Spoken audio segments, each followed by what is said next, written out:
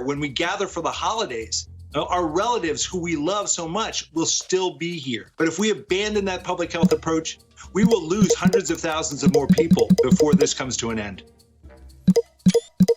A major Dodger City, I should note, is a woman, and she did resign after supporting that mask mandate. Dr. Richard Besser, who was the acting director of CDC, thank you so much, as always, for your time tonight. Thanks, Chris.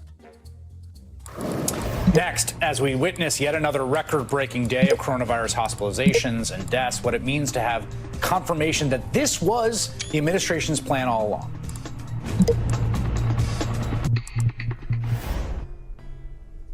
As Trump's days as president are numbered, there's a debate, a worthwhile one to start to begin to have, about the legacy of this administration and just how bad it was in historical terms.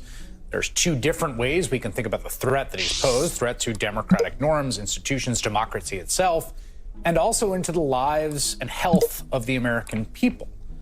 I think it's fair to say the failure on coronavirus, the explicit failure, not through incompetence, not good faith mistakes, but the cynical pursuit of a strategy that led to tens, if not hundreds of thousands of unnecessarily dead Americans, ranks as one of the greatest failures of an American president in the last 100 years and possibly ever. Here to talk about where Trump stacks up historically, what the context for all this is, Michelle Goldberg, an op-ed columnist at the New York Times and an MSNBC political analyst, and Mehdi Hasan, the host of the Mehdi Hasan Show on Peacock, NBC streaming service, also an MSNBC political analyst.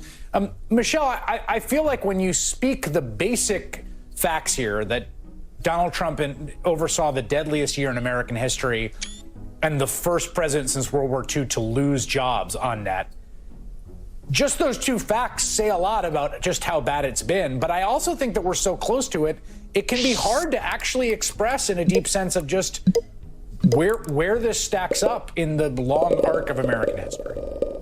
Right. I mean, I was on your show the day after I think Donald Trump was elected, and we were both very alarmed.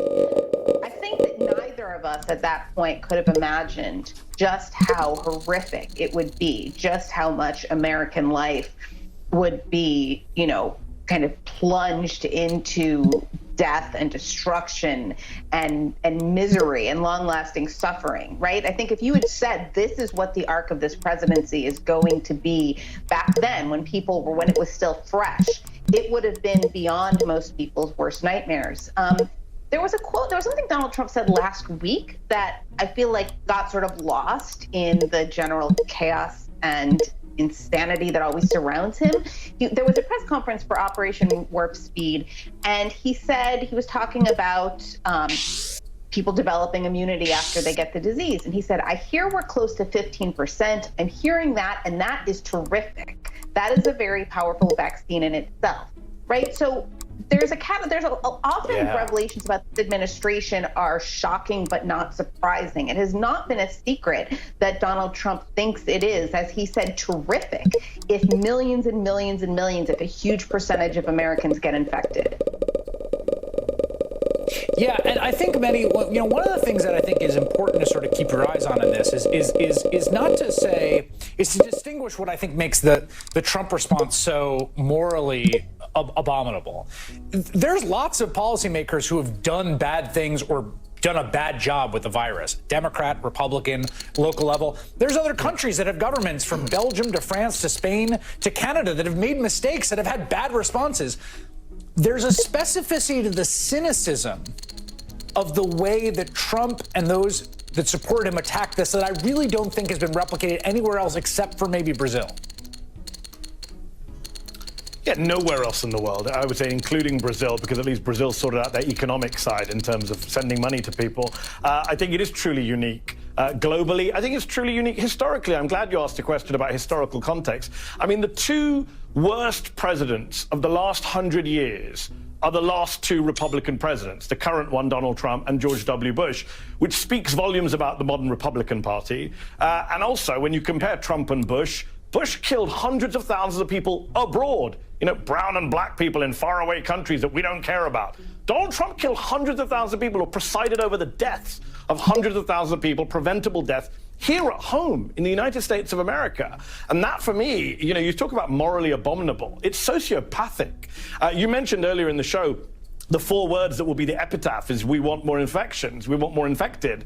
What about who cares in those emails? That jumped out at me. This guy, Paul Alexander, writes, if we have more cases, more people infected, more positive tests, who cares? And you take who cares, you add it to Donald Trump's it is what it is, you add it to Jared Kushner's that's their problem when people in New York are dying. This is sociopathic. This is not just morally abominable. Yeah. And I think people should be held to account. I think they should be prosecuted. The people behind these preventable deaths should be prosecuted when they leave office on January 20th. You know what? I don't know. Like, I go back and forth on this of what the right way and whether this rises to anything that would clear a criminal threshold. But the thing I do strongly believe, Michelle, is there needs to be some kind of 9/11 style commission. Like, there has to be some kind of comprehensive, sustained examination with some power to actually get records and documents about what happened here, because there are going to be future pandemics. Like, this has been predicted for years and years and years, and the big one hit. But we can't just say, well, the vaccine happened and move on. Like, there actually has to be something that happens in a sustained way to look at this response.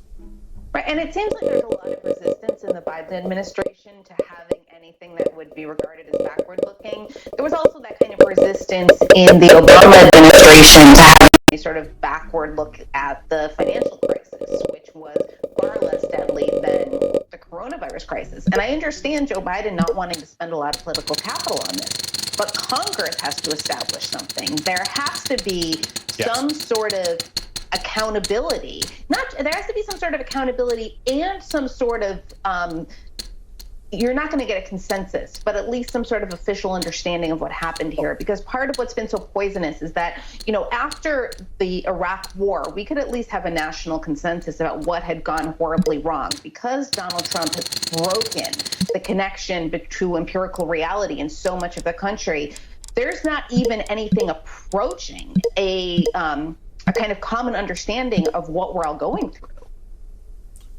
Yeah, it's a good point. And I think, Mehdi, Iraq to me is the nearest analog we have and precedent. You said this, right? Like a humanitarian disaster of massive scale that the critics saw happening as it was happening and said, this is terrible, don't do this. And it still happened. And I do think the one weird point of some hope here is that in 2005, I never would have thought in a million years Republicans would come around to the consensus view that Iraq was a disaster. But they kind of did, a lot of them. In fact, it helped Donald Trump win that primary. And I do think that, like, setting the legacy here that, like, this was unacceptable. What is happening is unacceptable and it should never happen again is actually key to whatever happens in the future for this country and its politics, and also the way it deals with mass catastrophe. Yes, agreed. And I think the Iraq analogy is an interesting one. I also think the 9/11 kind of commission and investigation, definitely, that we can't just move on. No way. But the Iraq analogy is interesting because on the one hand, yes, we all agree across the board it's a disaster today, most of us, with the exception of maybe John Bolton. But the reality is the people who were the architects of that war did just move on. Dick Cheney did just move on. George Bush is busy painting paintings and swapping cough drops with Michelle Obama. We cannot allow that to happen again with Donald Trump and Jared Kushner and Stephen Miller and the rest. So we can't allow them to rehabilitate themselves in the way that the architects of the Iraq war did. Michelle Goldberg, Mehdi Hasan, two people I love to talk to whenever I get a chance. And thank you both for making time tonight. Thank you. Next up. The more we learn about Russia's extensive months-long cyber attack on nearly every major federal agency, the worse the story looks for everyone involved. New York Times reports the U.S. government failed to detect the attack despite